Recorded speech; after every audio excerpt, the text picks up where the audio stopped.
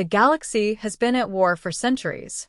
Across vast stretches of space, alien factions clash in a seemingly eternal struggle for supremacy. The oppressors, a brutal and technologically superior race, have waged war against countless civilizations, subjugating entire species and annihilating those who resist. Their fleets, vast and unyielding, have destroyed planets, leaving them in ruins. With each victory, the oppressors' grip on the galaxy tightens, and the resistance grows weaker. The oppressed coalition, an alliance of alien species, fights valiantly, but their numbers are dwindling, their hope slowly fading with each passing day.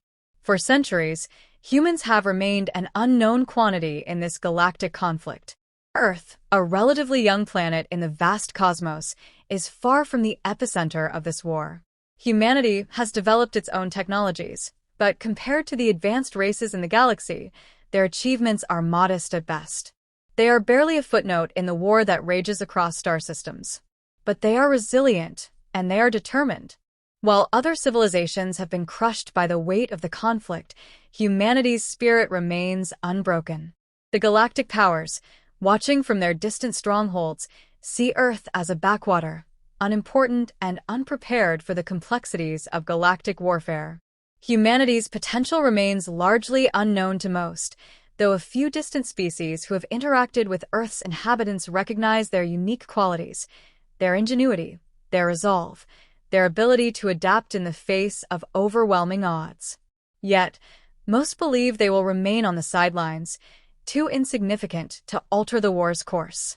The aliens focus their efforts on each other, grinding down the resistance with relentless brutality.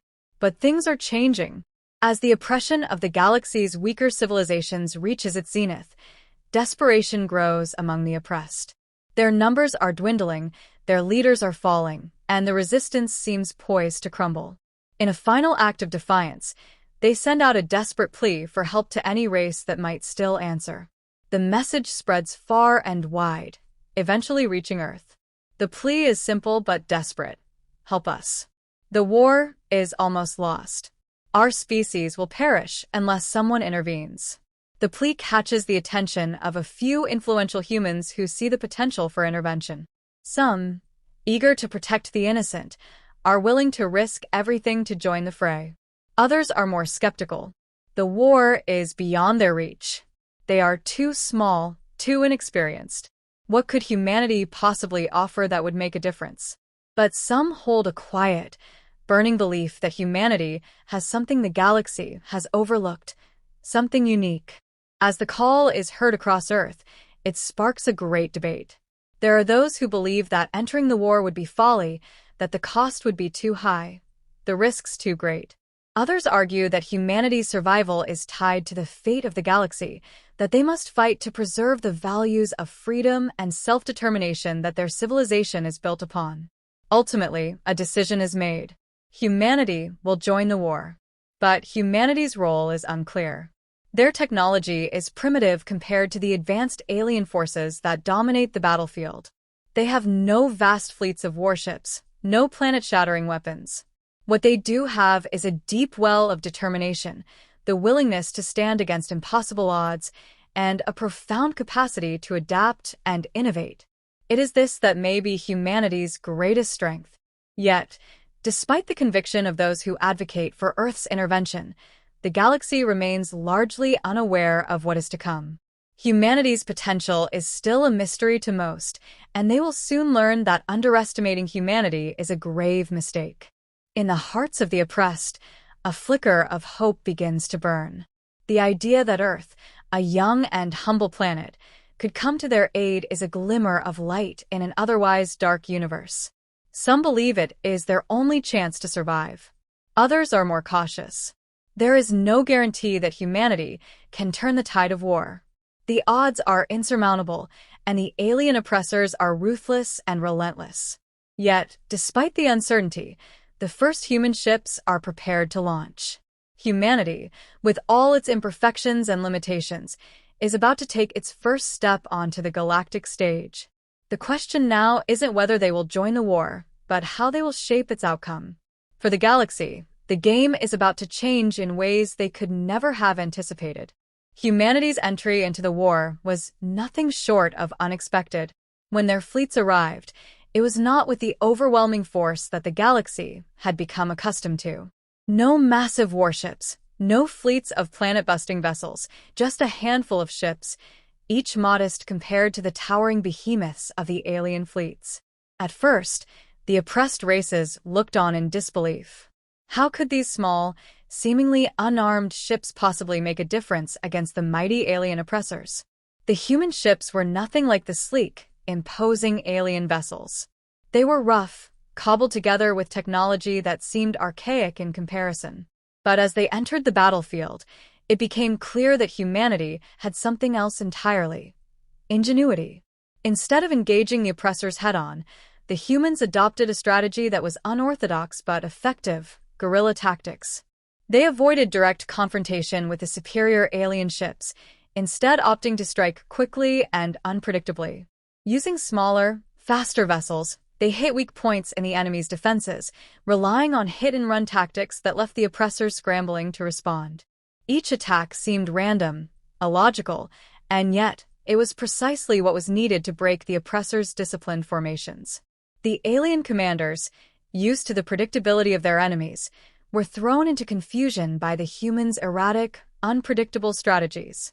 The oppressors, accustomed to controlling every aspect of the battlefield, could not fathom this new type of warfare. They were used to overwhelming their enemies with sheer numbers and firepower, crushing anything in their path. But the humans didn't fight like the other races. They adapted, using their inferior technology to exploit weaknesses in the aliens' superior fleets. A human ship would slip past a heavily guarded fleet, planting a device that would disable the alien warship's weapons for just a few minutes, enough to strike a crippling blow before disappearing into the void once more. The aliens' massive fleets, so carefully organized and engineered for dominance, were suddenly rendered vulnerable by a force they couldn't predict. In just a few short hours, the first significant victory was achieved. A human strike force, using their knowledge of alien tactics and technology, managed to infiltrate the heart of the oppressors' fleet, destroying a key command ship and crippling the coordination of their forces. It wasn't a decisive blow that would end the war, but it was enough to shift the balance of power. The oppressors, who had long viewed the humans as nothing more than an insignificant species, were now forced to confront the reality that they had underestimated them. The humans' methods weren't glamorous or overwhelming, but they were effective. The oppressors had never encountered an enemy who could so easily adapt to their strategies, one who could think on their feet and make split-second decisions in the heat of battle. Humanity's strength wasn't in the size of their armies or the power of their weapons. It was in their ability to adapt, to learn, and to exploit every advantage, no matter how small. The victory spread quickly through the ranks of the oppressed coalition. For the first time in what seemed like forever, they saw a glimmer of hope. The human success was not just a tactical win, it was a psychological one. The oppressed races, long crushed under the heel of the oppressors, began to rally around the humans, inspired by their courage and their willingness to take risks. Even the most skeptical leaders, who had initially doubted humanity's ability to make a difference, began to see the potential in their unconventional methods. The tide of the war had shifted, not because of superior technology, but because of humanity's unique ability to innovate under pressure. The aliens, meanwhile, were in disarray. Their commanders were baffled, unable to understand how their well-laid plans had been so easily disrupted. The oppressors' reliance on overwhelming force had been their greatest strength, but it was now their greatest weakness. The humans had shown that the bigger the target, the easier it was to strike. The oppressors' response was one of panic, scrambling to regroup, but unsure of how to counter a foe that refused to follow the rules. For the first time in the war, the once invincible alien fleets were forced into a defensive position. In the span of just 5 hours, the balance of the war had shifted. The humans, using nothing but their cunning and unyielding resolve, had inflicted a blow that sent shockwaves through the entire galaxy. The oppressors, who had once believed their victory was inevitable, now found themselves scrambling to regain control. Humanity, small and seemingly insignificant, had proven that it could stand against the greatest military force the galaxy had ever known, and it wasn't done yet. The battle had just begun, and the oppressors now had an entirely new enemy to contend with, one that couldn't be defeated with sheer might alone. Humanity had arrived, and the war would never be the same again.